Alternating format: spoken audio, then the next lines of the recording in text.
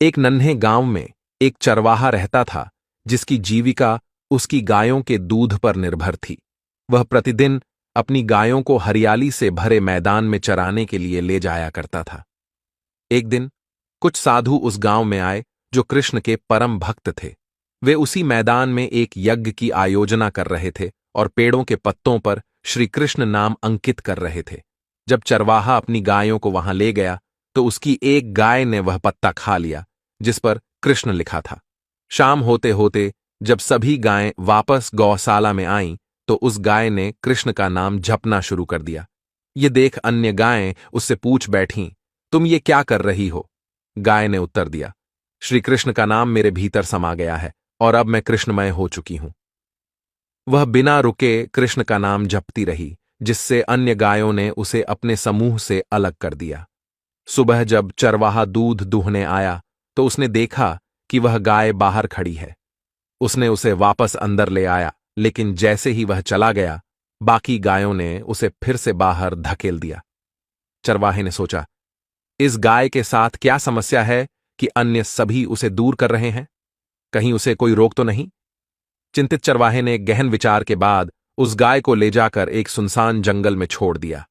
तभी वहां से एक चोर गुजरा जिसने अकेली गाय को देखा और उसे पकड़कर एक अन्य गांव में ले जाकर एक किसान को बेच दिया। इस प्रकार उसने कुछ धन अर्जित किया। वह किसान जब गाय को अपने साथ ले गया तो देखा कि वह अभी भी कृष्ण का नाम जप रही थी। किसान ने इसे अनदेखा करते हुए उसके दूध को बेचना शुरू किया और कृष्ण के नाम के जाप से दूध अधिक मीठा और अमृत तुल्य होता गया।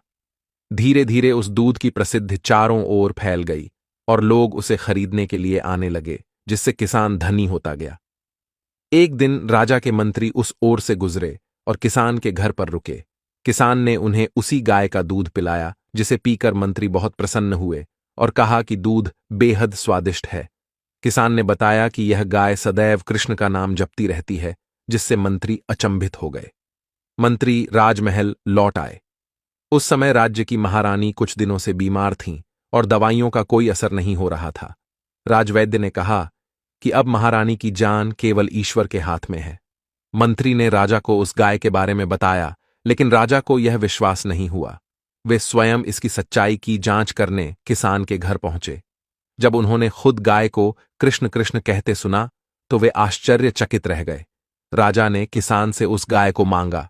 किसान ने विनम्रतापूर्वक कहा कि गाय के जाने से उसकी आमदनी प्रभावित होगी। राजा ने उसे गाय के बदले बहुत सारा धन देने का प्रस्ताव दिया। किसान ने सहमति व्यक्त की और गाय को राजा को सौंप दिया।